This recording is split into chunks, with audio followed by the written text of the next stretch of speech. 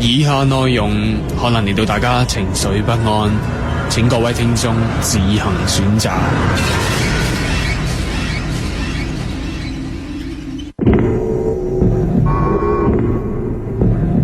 唔係要你怕，唔係要你怕，唔係要你怕，唔係要你怕，唔係要你怕，唔係要你驚，唔係要你驚，係要你聽。星空奇談，好歡迎大家收聽今晚星空奇談嘅時間，我係小英，我係所羅門王啊！各位星空之友，你哋好，鄧大哥你好，月亮姐姐 ，How are you？ 希望你喺天上面呢係生活得好愉快，陪我哋一齊嚟緊呢一個鐘頭，我哋大家講下啲靈異嘢。但係開頭嘅時候呢，我哋同大家講一樣，又未必一定同靈異有關，但係又真係幾靈異嘅。咁複雜嗱，簡單啲嚟講啦，天氣開始回暖啦，咁啊，大家而家心中都盤算緊大件事啦。呢個夏天點算呢？係嘛，又冇得落美國啦。以前最近水樓台咁啊，攞落去咁啊，揸下車。而家又話我哋唔落美國嘅，唔緊要。加拿大呢有好多嘢玩。等先，我知道大家都話啦，我哋住咗咁多年，咩都玩過啦。咁唔通靈探？喂，但係又話啦，唔一定見到鬼噶嘛。係咯，靈探見唔到鬼好掃興噶嘛。所以我哋今日同大家講個新嘅 concept。呢個 concept 咧，其實都唔係新噶啦。不過咧，近年咧又開始有好多人咧開始諗下，不如考慮一下今次我哋旅遊嘅主題，就用呢一個叫做暗黑旅遊嚟作為呢個主旨。咁我哋去啲地方咧，就唔再係欣賞湖光山色，唔再係去欣賞啲歷史人文嘅一啲嘢，而係去睇一啲黑暗嘅歷史，一啲悲慘嘅過去，甚至一啲黑暗嘅事件。咁樣嘅主旨，你覺得好唔 OK 啊？我覺得 OK 喎。嗱，如果你話去靈探嘅話呢，通常我哋都係會諗話呢，有人見過有鬼啊，嗰度曾經有人影過鬼相。我唔係話唔好玩，但係我哋可以抽離遠少少，因為有陣時好多你哋諗下，有鬼出現嘅地方，有靈異嘢出現嘅地方呢，通常都同慘劇有關嘅，可能係殺人事件啦，又或者係交通意外啦。而家呢一個新興嘅，頭先所羅門王所講嘅，近期比較流行啲呢一樣嘢呢，就係屬於英文嚟講，佢係叫做 dark tourism， 好黑嘅，所以我哋叫佢做暗黑旅遊。暗黑旅遊嘅意思就即係話，我唔係帶你去睇鬼，如果睇到鬼，你可以 consider 呢一個係 bonus， 係啦，你好彩啊，真係。但係我係帶你去感受嗰個災難、嗰個死亡嘅感覺、嗰個嘅不幸。就係呢一樣黑歷史，因為可能嗰個地方死過好多人，可能有好多嘅慘劇發生，我哋就俾你去感受下嗰度有幾慘。你可以咁講呢，係帶你去感受一個負能量啊！我可以絕對有覺得去呢啲暗黑旅遊嘅地點呢，應該有好多負能量嘅。冇錯啦。咁其實乜嘢叫做暗黑旅遊呢？嗱，舉個例啦。嗱，如果大家去 BC 省嘅話呢。嗱，好多人都會講話，我哋梗係去 Stanley Park 啦，我哋梗係去試下滑雪啊，或者係睇風景啦。咁講真，睇得幾多次啊？啲風景來來去都係咁噶啦。有冇諗過去溫哥華嘅一個叫警察博物館呢？嗱，警察博物館有咩好睇呢？原來嗰度呢係擺咗非常非常之多嘅一啲案件嘅證據。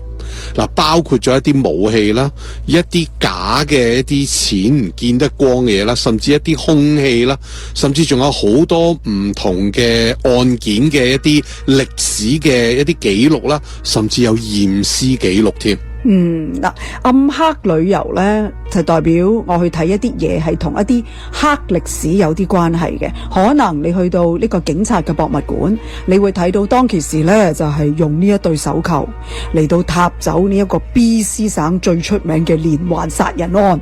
咁呢個咪覺得得意咯？啲人會覺得我而家唔係嚟睇風花雪月，我嚟睇一樣嘢係同恐怖嘅，同一個災難、同死亡感覺有關嘅一樣嘢，但係又未必一定係嗰個，可能係佢嗰張床喺嗰度死嘅，又或者佢喺嗰度俾人燒死嘅，咁嗰度未必一定係一個靈異會有鬼出現嘅地方。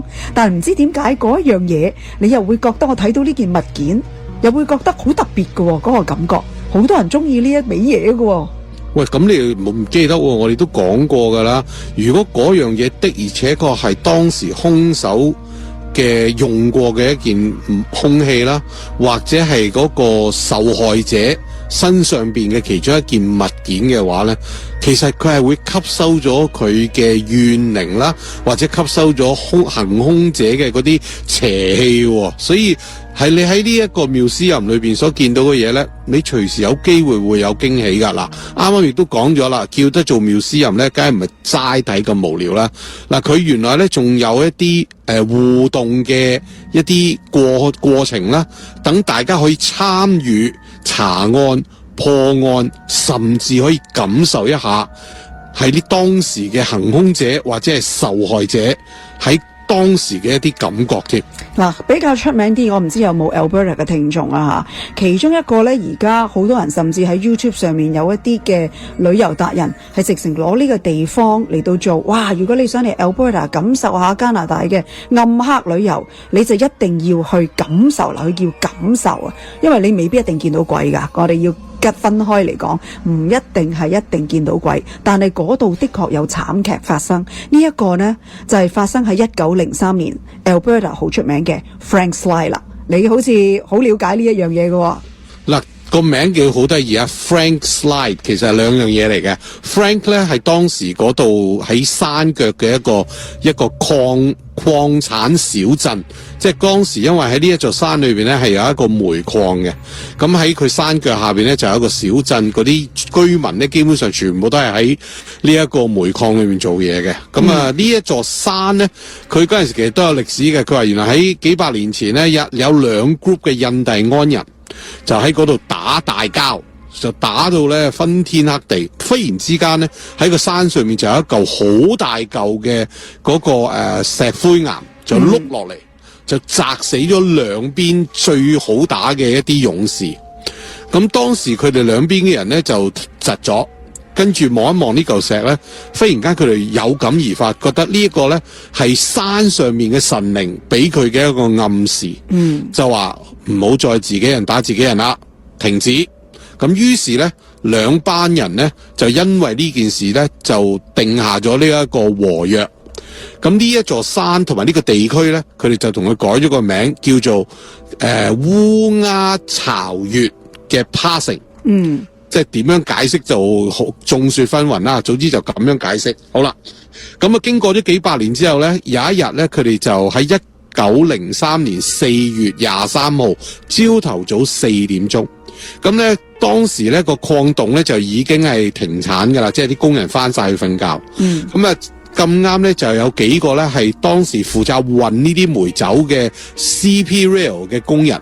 咁咧當時個車長帶住兩個助手咧，就由嗰個煤礦嗰度諗住將啲煤咧就運上架火車。咁咧佢忽然間咧就心血來潮，聽到啲聲覺得咣咣咣咣，佢就話：唔妥喎，呢啲咩聲嚟㗎？唔好理啦。早知就覺得唔係好老禮，就叫佢兩個助手咧，你快手快腳將啲嘢拱上火車，我哋即刻走。跟住咧佢一上到車就已經咧全速就將呢個火車係駛過去嗰條河，因為喺個山腳有條河嘅，嗰條河嘅橋，咁啊一路呢架車咧都過咗去對面之後咧，事情就發生啦。喺凌晨4點正，成座山，我諗嗰座山如果喺香港嚟嘅朋友啦，佢應該有獅子山咁高。哇，好高噶咯喎！係啊，你 imagine 下，如果忽然間獅子山由山頂成個獅子塊面同埋個身，同埋佢下邊嗰座啲石頭一次過冧晒落嚟，足足有成9000萬噸咁多嘅石頭碌落去山腳嗰度。你話嗰個情景係幾咁震撼，幾咁恐怖啊！係嗱，當時呢個火車嘅車長就係睇住呢座山，嘣一聲就冧咗落嚟，啲石頭碌晒落嚟，1/3嘅呢一個灘叫阿 Frank 嘅呢個灘咧就冇咗，發電站啊、醫院啊全部冇晒，當時好多人都仲喺嗰度瞓緊覺。足足有成120幾人呢，就咁就冇咗條命啦。嗱，而家暗黑旅遊點解咁多嗰啲 social media 嘅人呢會講關於 Frank Sly 呢？佢唔係叫你去睇鬼，佢哋係話你要去感受下喺幾秒鐘之內有90幾個應該係9000幾萬噸嘅石係衝落嚟，嗰一下感覺，嗱，你哋就企喺呢度啦，就感受下當其時嗰個恐怖嘅感覺。而家幻想下有石頭砸住你個感覺，唔使幻想，因為基本上嗰度自從冧咗落嚟之後呢，成座山係光脫脫嘅。到今時今日呢，嗰度冧落嚟嗰度呢，仲係光脫脫，下面啲石頭呢都仲係劈晒喺地下嘅，所以你只要去到佢嗰個瞭望台，望住嗰個位，佢會俾一張以前未冧之前嘅相，同埋你可以親身睇一睇而家冧咗之後個樣，咁你就知道有幾誇張。嗱，呢個就係其中一樣所謂叫做暗黑旅遊。你睇下，從來我哋講咁耐呢，佢哋個介紹叫你去睇，佢都冇話過嗰啲人啊，死咗嗰啲人呢變成冤魂喺呢度行去，冇呢樣嘢嘅。佢係叫你去感受嗰陣時嗰個災難感，就好似呢比較新少少啊。我哋喺呢一個 Alberta 咪有個大火嘅 Fort McMurray 啦。其實 Fort McMurray 大家都知道世界出名啊，佢大火嘅時候係燒咗好耐，其實係一個慘劇嚟嘅。已經唔係話要着重叫人去睇鬼，而係叫你去感受下當其時有幾慘啊。Fort McMurray 其實亦都係加拿大嚟講而家暗黑旅遊嘅其中一個景點嚟嘅，仲有好多例如大爆炸嗰啲哈利法斯大爆炸喺 Nova Scotia 嗰啲呢，仍然都係其實都係其中一個暗黑旅遊嘅加拿大景點嚟嘅。哦，咁啊，如果講得 Halifax 就一定要講個 Titanic 嘅 museum 啦。Oh yeah。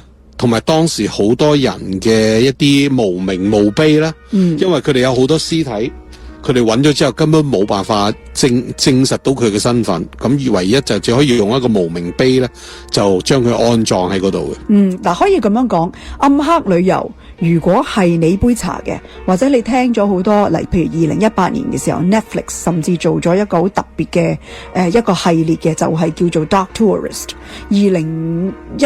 2019年嗰陣時，亦都有人喺度開始提倡呢個 dark tourism。如果呢一樣嘢係你杯茶嘅，咁你記住，你去有人帶你去睇，或者你去感受一個睇一個景點，你可以當係一個景點嘅，但係完全冇乜正能量嘅，全部都係負面嘢嚟嘅。所以你要接受得到呢一種負面嘅能量，你先至好去玩呢個嘗試呢個 dark tourism。其實可以用一個角度去諗嘅，你諗下當時啲人係幾慘，今時今日嘅自己係幾咁幸運，可以作為一個遊客嚟睇翻之後剩低嘅一啲嘢，咁其實你就會發覺到，其實你哋而家嘅生活係好幸福嘅。我去睇過一啲集中營。其實睇嗰陣時第二次世界大戰咧，德軍嗰啲集中營咧，入邊死好多人噶嘛，負能量好多。其實去嗰陣時咧，有好多喺波蘭，大家有好多機會會去呢啲集中營，去得會帶你去嗰度睇。我記得有啲團友佢哋係唔去嘅，係因為係佢哋接受唔到去到，雖然話而家入邊係乜都冇，你係睇唔到嘢，已經 clean up 晒，但係佢哋話入到去，你想象下嗰好多人死嘅地方，佢哋話嗰個負能量佢哋 handle 唔到。當你一行入去嘅時候，你個腦已經幻想緊嗰度遍地都係屍體，德軍喺度做呢啲實驗。有咩毒氣室啊？我哋睇紀錄片都有啦，好多呢一啲死好多人嘅地方，有啲旅行團譬如船落咗之後啊，嗰啲人佢哋係話唔去，所以呢個就係其中一個 dark tourism。如果你話夜晚去嘅，如果有人會帶你夜晚去啦，你影到相，我真係恭喜你啦，就即係如果影到鬼相就係呢個意外嘅收穫啦。但係你日頭啊，有陣時呢啲嘢你都未必頂得順咯。我覺得 dark tourism， 但係唔知係咪大家已經去旅行玩到冇嘢好玩啊？睇一啲好正面嘅好能量，即係好正能量嘅嘢咧，已經覺得係已經係冇乜特別啦。又去睇教堂啊，又去睇皇宮啊，冇乜特別啦。不如睇啲暗黑啲嘅嘢啦。呢個就係而家嘅潮流啊！唔知香港有冇呢一啲咁樣暗黑嘅旅遊景點嘅咧？有，香港我哋咁多地方都講過有呢啲黑歷史，或者有啲唔係鬼啊，黑暗嘅過去啊，甚至即係 even 你講話啱啱你講嘅集中營，其實係同軍事啦，一啲軍人咧，其實香港你諗下，我哋講親啲古仔咧，度地方都話曾經係亂葬崗嘅。其實你諗下，香港搞呢啲暗黑旅行團應該好掂嘅，因為基本上你求其指住邊度話俾佢聽，嗱呢度以前係亂葬崗，你都要信㗎。係噶，所以其實呢一樣嘢咧，我諗你喺而家任何好多地方咧，你話要揾，唔單止要揾 haunted tour 啦。以前我去旅行咧就會專係靈探嘅，你用 haunted tour 呢個字去揾。而家咧你可以用多一個搜尋嘅字眼，就係 dark tourism 或者係 dark tour， 佢帶你去睇嘅嘢可能會唔同晒。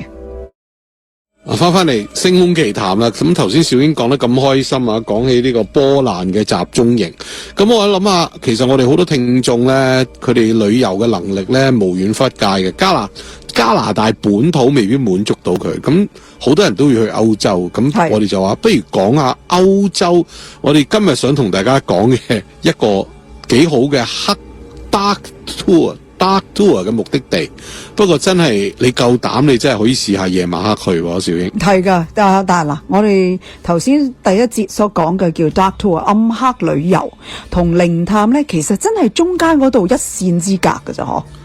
梗係一線之隔啦！嗱，如果我話俾你聽係靈探嘅，你 feel 唔到鬼，見唔到鬼嘅，你隨時嗌回水嘅。冇錯。但係我話俾你聽係暗黑旅遊嘅話，你見到鬼就變 bonus，所以成個感覺係咪好好多？係㗎，我記得以前去 Las Vegas 嗰陣時候咧，好多年前嗰陣時唔知第二、第三次去拉斯維加斯，我就話唔得，我一定要玩下啲靈探團。嗰陣時未有呢個暗黑旅遊呢個 term 嘅，我哋話要去靈探團，仲諗緊嗰個其中一個景點咧就係嗰個個 tour guide 啊，佢係專車我哋去嘅。個 tour guide 咧就帶咗我哋去 Las Vegas 其中一個話出咗名鬧鬼嘅一棟大廈，係一棟廢置咗嘅一棟，係人哋起到一半咧，嗰啲叫咩爛尾樓盤啊。爛尾樓係爛尾樓，係好多年前嘅爛尾樓，嗰笪地咧仲擺喺度。咁就夜晚咧，佢哋話又有人見到入邊有啲奇怪嘢喺度飄下，有啲人入去。其實呢個係私人地方嚟嘅，所以嗰個人咧就冇帶我哋入去，就企喺門口影相嘅啫。佢話有好多人就咁喺門口影咋，都影到佢有好多 orbs 啊，有好多嗰啲飄下嗰啲啊。有陣時見到光，我就覺得如果你見到光咧，可能係啲露宿者啊，啲癮君子啊。走咗入去唔出奇啫，但係跟住佢就話啦，嗱，對面呢度咧呢個公園先犀利啊！佢話我哋初咧就只不過喺一個公園企喺度，隔住條馬路嚟睇人哋嘅私人地方，點知咧喺上一次咧就有一個團友就喺呢一度公園咧無端端喺度影棵樹定唔知影張凳，就無端端喺張相晒翻出嚟嘅時候就影到一對腳，跟住佢哋俾嗰張相我哋睇。佢話呢張相咧，佢話各位你哋唔好轉載啊，因為嗰陣時都未有太過興互聯網呢樣嘢嘅。佢就俾張相擺咗個相簿度咧，好珍而重之咁俾我哋睇嘅。佢話呢個咧，我哋就唔 expect 啲人會影到嘢嘅，但係呢個公園咧原來有嘢嘅，咁你哋又可以試下。喺即係嗰個 moment 咧，我就感受到呢種就係叫做暗黑旅遊啦。即係我係帶你嚟睇一個咩可能有慘劇啊諸如此類嘅地方，影到嘢咪你好彩咯。搵食工具嚟嘅，就係啊，好犀利！我唔知而家呢個 tour 仲有冇咧？但係嗰陣時都幾多人參加㗎。而家啲人要求高好多啦，就咁點滿足到佢啊？喂，你唔好話你講開 Vegas 咧，我哋都講過呢一個巴黎啊。係啊，死得人多啊嗰度，死得人多啊！好啦，咁我哋而家翻去講下歐洲咯噃，因為喺加拿大咧去歐洲咧，其實就係一個唔係好遠嘅路程。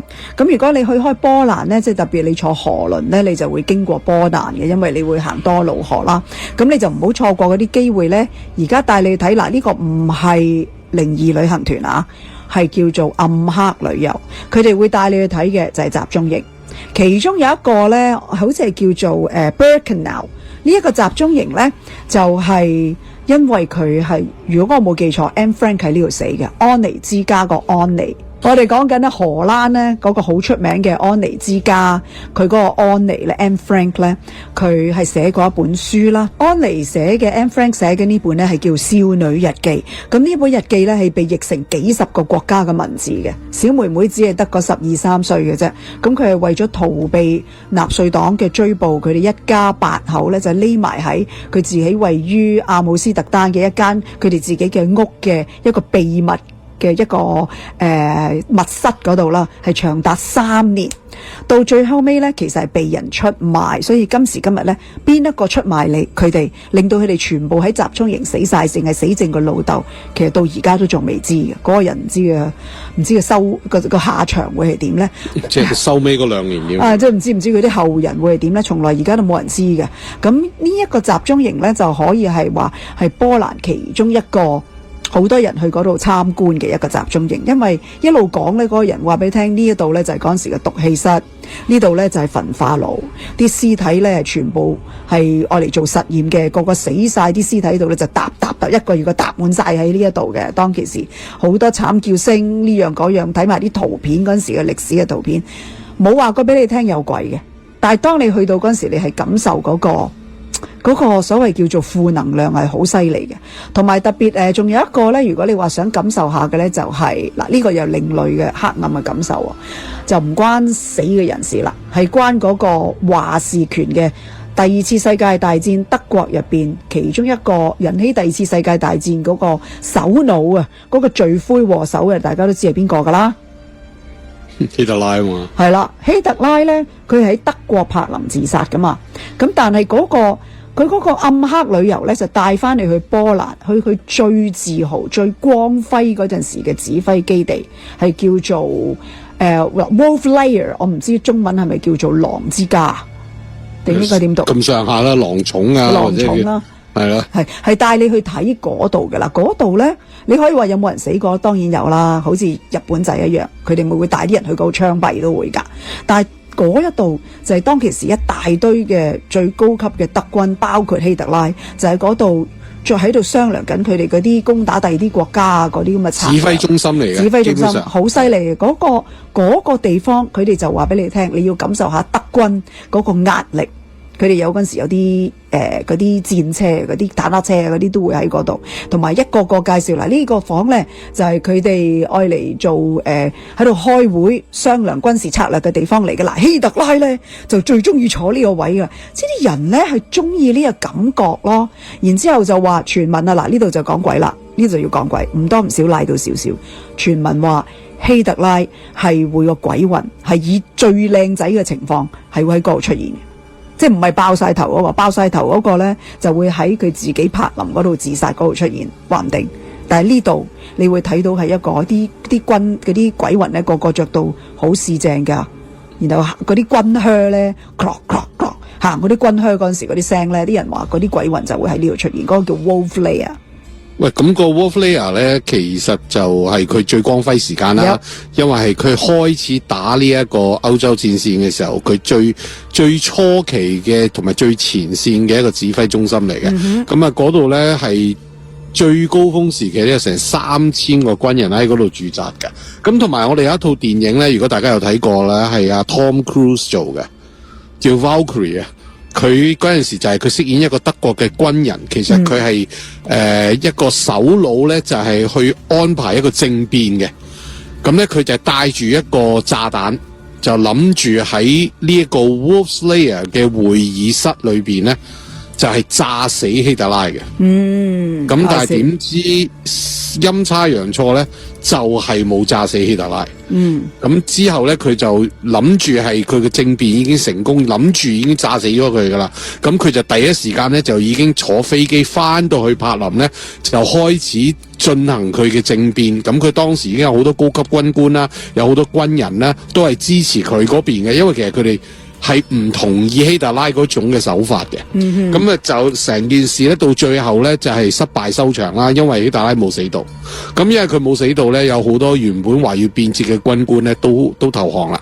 嗱，咁成件事就 fall apart。OK， 我哋無端端做乜嘢要講呢一啲喺德國啊，喺東歐啊呢一邊呢啲關於德軍嘅嘢呢？因為好多時如果你喺亞洲你接觸嘅呢，就係日軍，喺歐洲呢邊有機會嘅，你哋不妨去接觸下呢，就係德軍納粹黨嗰種咁嘅暗黑力量。咁其實第二節呢，亦都帶出我哋呢一位嘉賓講嘅一個關於佢哋聽到有人見到係同日軍有關嘅故事，但係唔係發生喺香港㗎噃。係發生喺上海嘅一個劇場啊，即係專門負責拍戲嘅現場嘅。咁啊，一講到拍戲，大家都知道係邊一位聽眾啦。不如我哋而家聽下佢嘅故事先啦。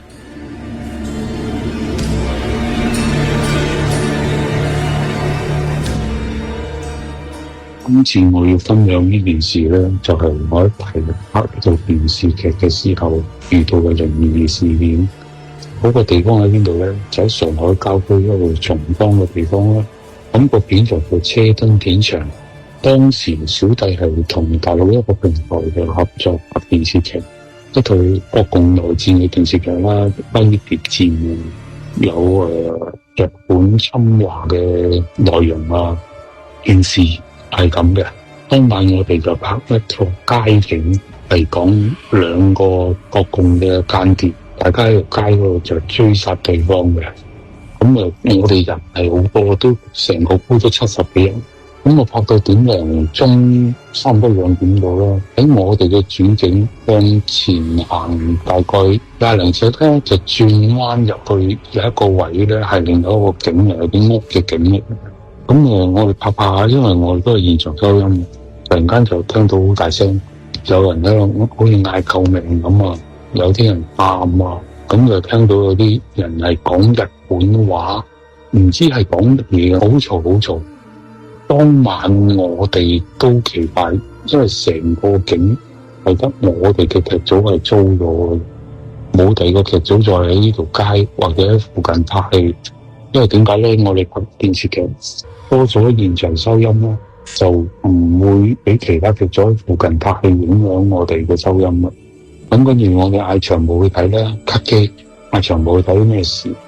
我記得係2、3個都過咗去嘅。跟住佢哋走翻轉頭，咁啊問翻咩事？佢話係咪有第二組戲喺度拍戲啊？有日本兵喺度殺人喎！我咁奇怪，我梗係一馬當先啦，同埋幾個導演啊、助手啊就走過去睇。咦，冇喎，冇嘢喎，完全冇事喎。但係我哋行到去差唔多嗰個位嘅時候，都係聽到有聲。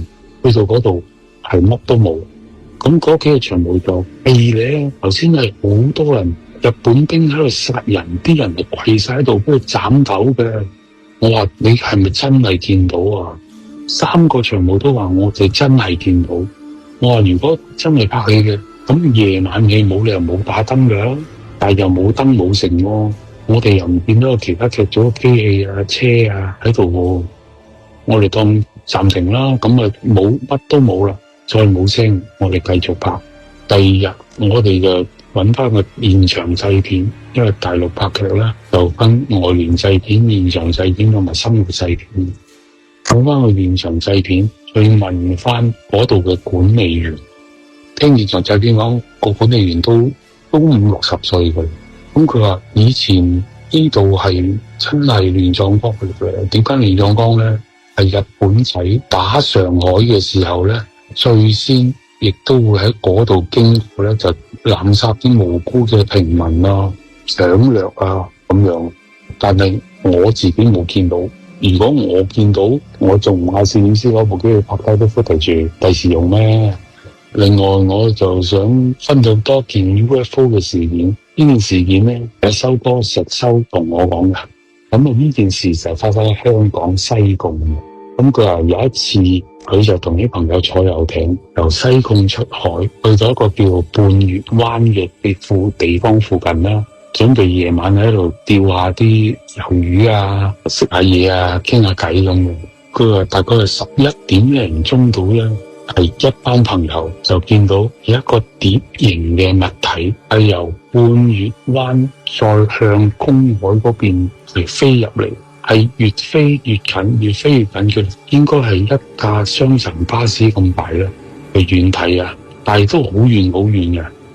佢話可能係有幾十碼到啦，跟住飛到埋嚟好近，佢哋成日都係哇一聲，飛到埋嚟係一個足球場咁大，跟住唰一聲就向上直飛咗上天。咁佢解身咗都好耐噶啦，好多年噶啦。有一次我哋飲開咖啡就傾開。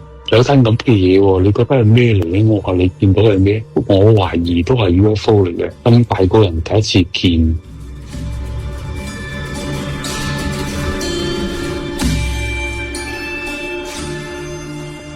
好，唔該晒阿咪哥啊！佢今日錄嘅呢一段聲咧就比較 raw 少少啊，即係唔知係咪喺啲open space 錄噶啦。不過都好多謝佢有咁嘅心思同大家分享呢個故事。好啦，小英點睇啊？上海拍戲現場竟然聽到日軍槍斃一啲平民嘅一啲現象，啲景象出現。係你聽到都冇咁驚，好似另外嗰3個長毛係見到啊嘛。即係不生難忘，你係㗎，等佢哋仲以為有人拍緊戲啊嘛，真係見過你係成個人生可能會改變嘅。即係真實到長毛以為有第二組人喺度拍戲。冇錯，真係會你嘅人生見過鬼嘅朋友你就明㗎啦，對你嘅人生係會有一個講不出嘅改變嘅。咁希望佢哋以後就冇事啦吓。咁多謝晒阿咪哥你嘅提供。翻嚟第3節嘅星空奇談，唔知道聽眾嘅記性有幾好啦。喺2022年嘅時候呢，我哋有一位聽眾咧，李小姐就同我哋分享咗一個佢個人嘅靈魂出竅嘅經歷。咁而家呢，我哋就請小英呢嚟聲演呢位李小姐，同大家重溫一下佢22年嘅呢一段經歷啊！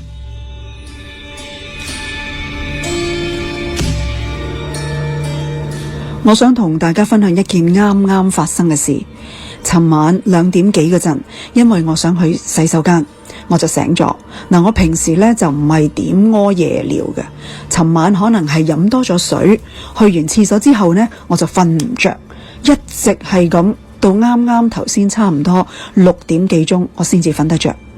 大概瞓咗一陣間之後，我模模糊糊咁睇到個好似我間房嘅天花板。但係我意識好清醒，知道自己係瞓緊同埋係合埋眼嘅。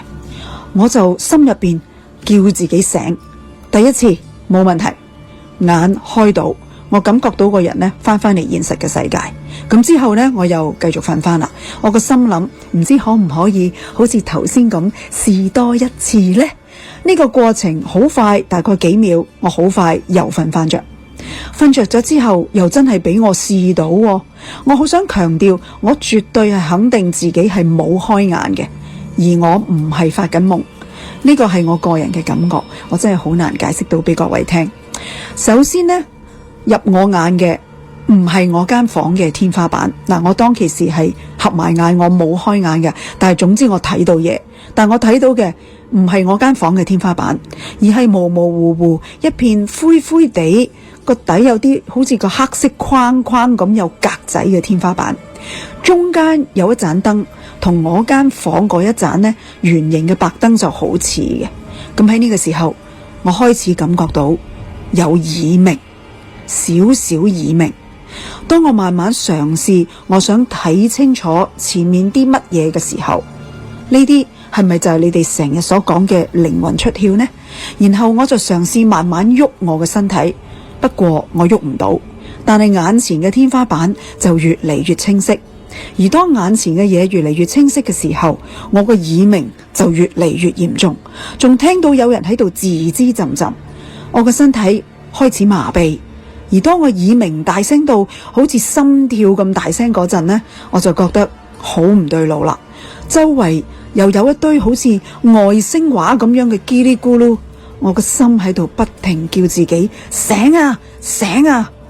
點知今次好似有一股力量拉住唔俾我醒咁，我越想醒，我個身體麻痹程度就越嚟越嚴重，啲耳鳴就越嚟越強，啲外星話就越嚟越大聲。但係我仲係唔知道佢哋講乜，其實佢哋係唔係講緊人類嘅語言，我都分唔清。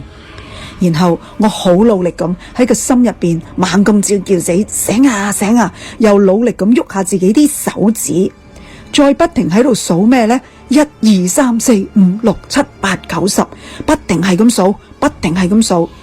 各位唔好問我點解我會咁樣數數字，其實我都唔知噶，我淨係知道喺嗰個 moment，我需要揾啲嘢嚟到噏下，所以我就喺度數數目字。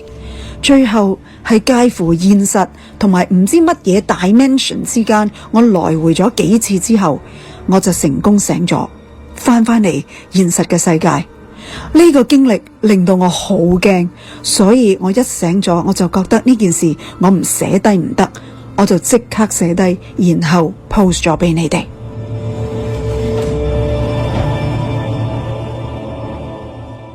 好多謝晒啊李小姐同我哋提供remind 我哋究竟2022年嗰陣時咧發生過咩事，多謝你，亦都多謝我自己嘅聲演吓。咁但係最近呢，李小姐有個回應俾我哋。係啦，咁咧佢就第一句咧就已經問我哋啦，喂，記唔記得我22年個 post 啊？咁咧佢係李小姐，咁咧佢同我哋 update 一下，原來佢又有一個新嘅經歷。咁咧就係話咧喺佢通知我哋之前幾日咧，喺朝頭早6點零鐘咧，佢又經歷咗多一次呢一個靈魂出竅嘅感覺。不過今次咧就同啱啱所聽嘅嗰個經歷咧有啲唔同。因為上次咧就係成晚都冇瞓啦，但係今次咧佢係有瞓嘅，而且都算瞓得幾好。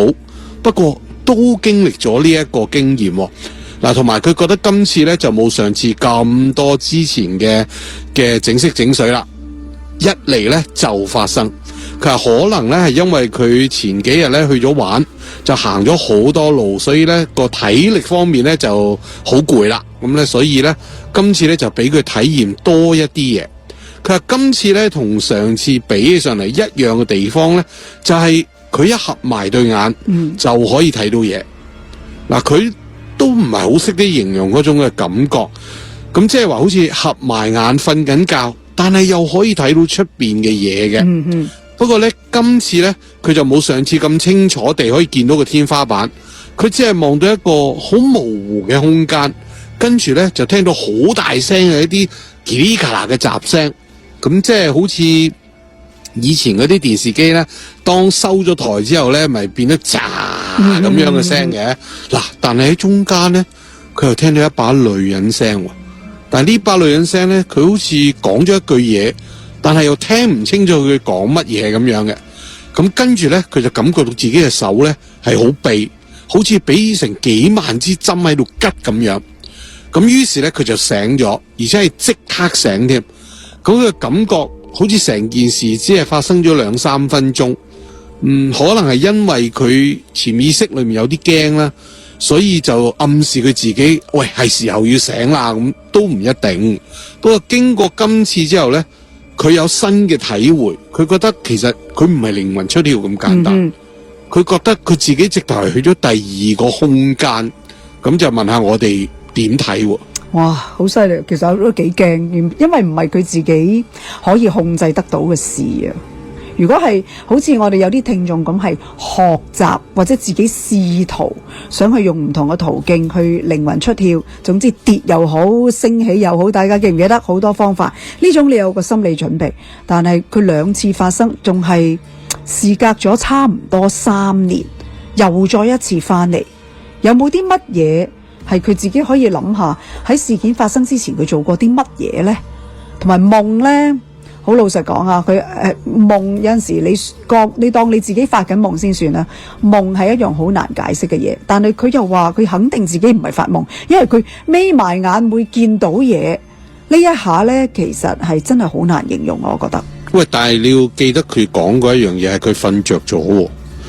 嗱，你瞓着咗嘅時候呢，即係如果你係發緊清明夢嘅話呢，你係喺夢裏邊覺得自己係睇到嘢，嗰個景象同埋嗰個畫面係好真實嘅，但係其實你係發緊夢嘅，咁即係其實你係瞓着咗嘅，其實你唔係真係睇到嘢嘅，係你喺夢裏邊睇到嘢啫。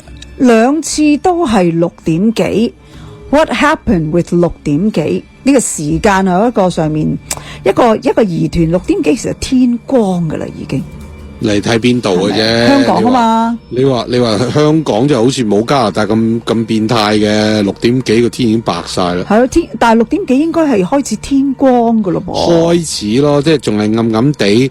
你頂籠咪香港係冇乜雀叫啊，香港淨係聽到啲車聲嘅啫，最多。嗱，今次咧。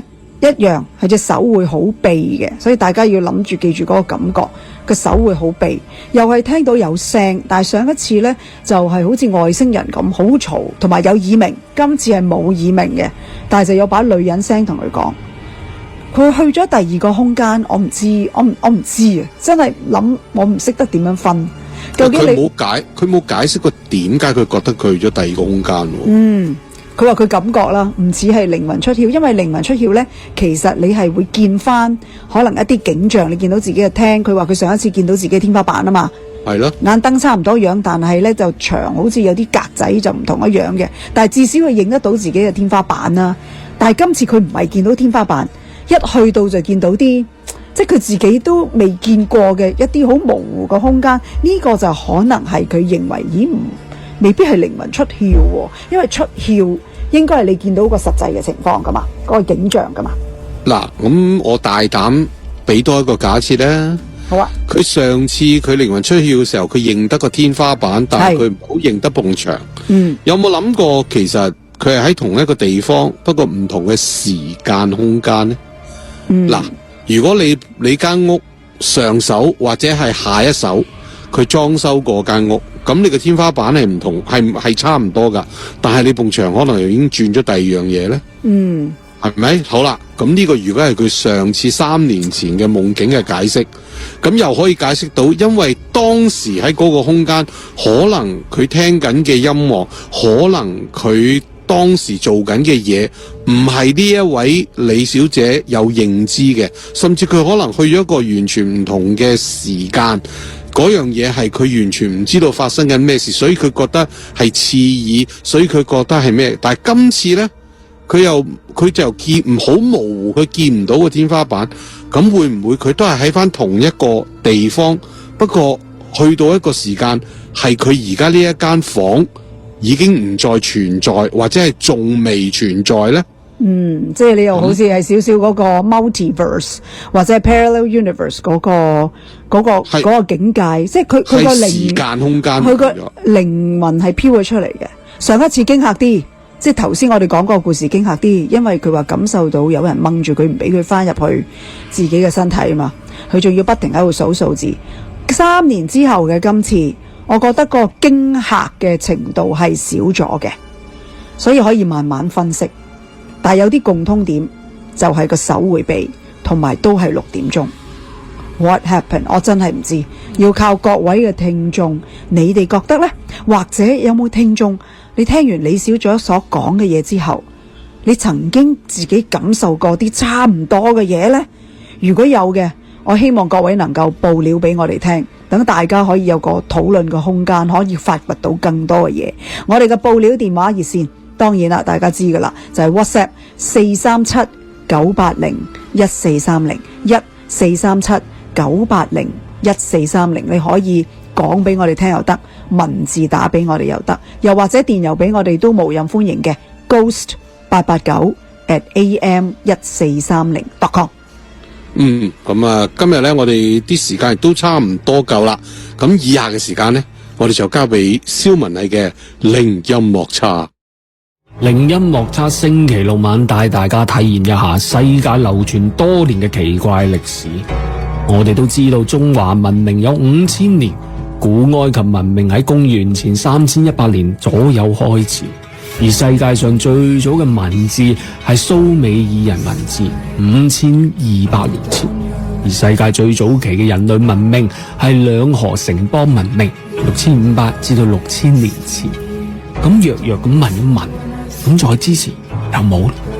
答案可以喺由一張美國 NASA 喺1965年經過雙子座4號航天器拍攝得到嘅一張照片，令到無數嘅科學家開始相信，同喺所有嘅已知嘅文明當中，原來已經存在過高智慧嘅文明社會。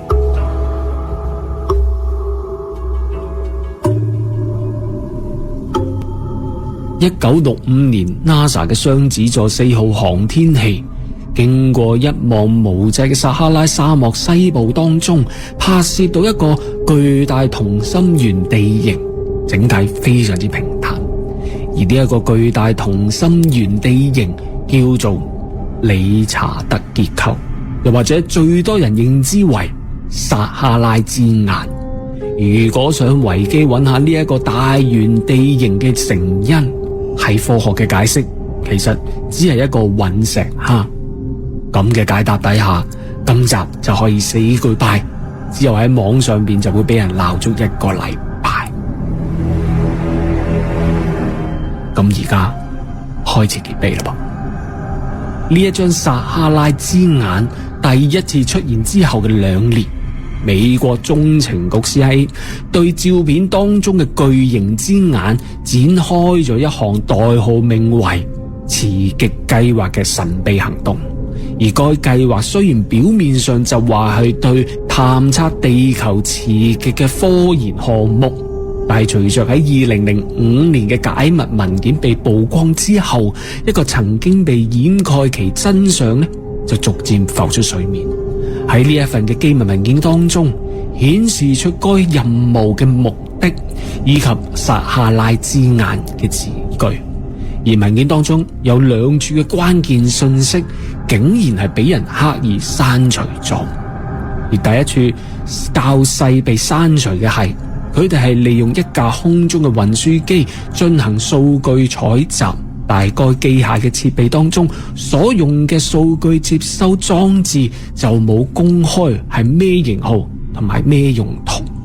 第二，但係最無厘頭嘅就係喺所有嘅文件寫到明，喺收集嘅所有科學數據會透明地公開，之後下一句就全部俾人刪走晒。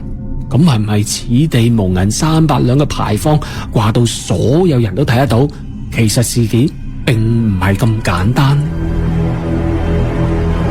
咁喺呢一刻大家會問啦，美國中情局喺呢一次行動當中究竟發現咗啲乜嘢？點解對撒哈拉之眼情有獨鍾？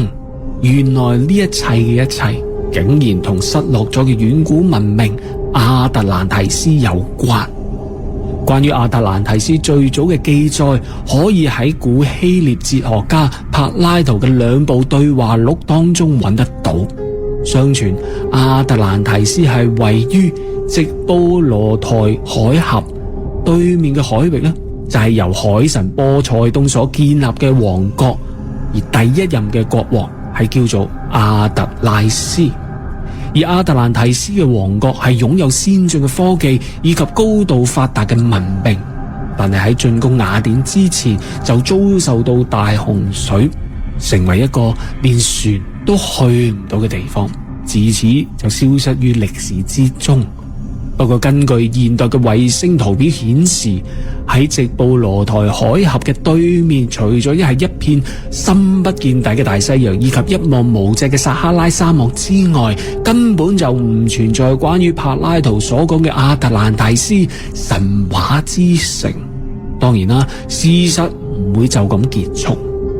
隨着越嚟越多嘅太空照片被公布之後，人類就驚奇地發現咗撒哈拉之眼唔單止外觀，並係地理位置同柏拉圖所描述嘅亞特蘭提斯有住太多嘅相似之處。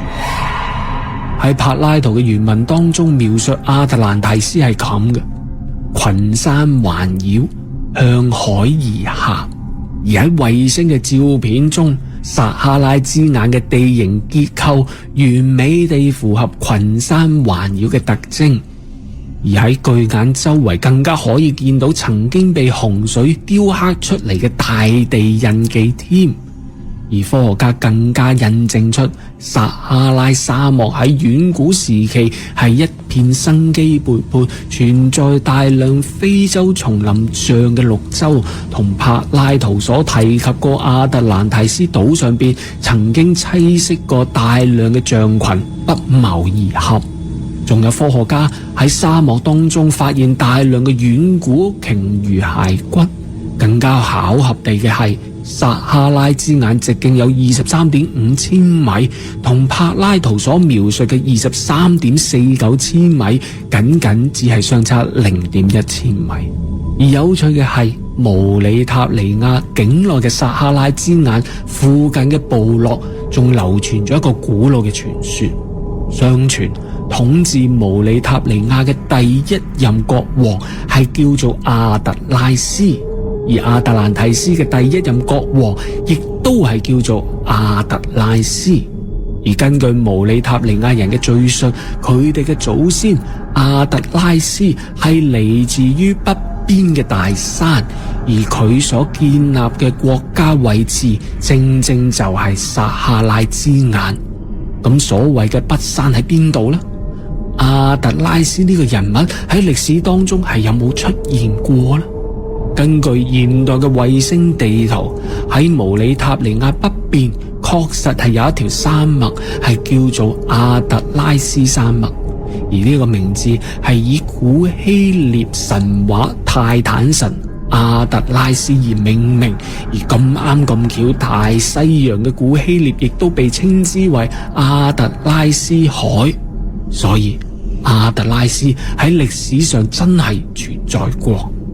而到最後啦，喺公元前443年，喺當時嘅古希臘有一位嘅旅行家、歷史家叫做希羅多德，佢將自己一生中喺唔同地方嘅所見所聞拼成為一張原始嘅世界地圖，而喺地圖嘅西面，即係現今撒哈拉之眼嘅位置，可以見得到有阿特拉斯同亞特蘭提斯嘅標記。咁係咪再一次證明傳說中嘅亞特蘭提斯就喺嗰度呢？今晚所講關於 CIA 嘅刺激計劃檔案同埋希羅多德所畫嘅地圖，會放喺我哋 Facebook group 等大家參詳，真與假就留俾大家判斷。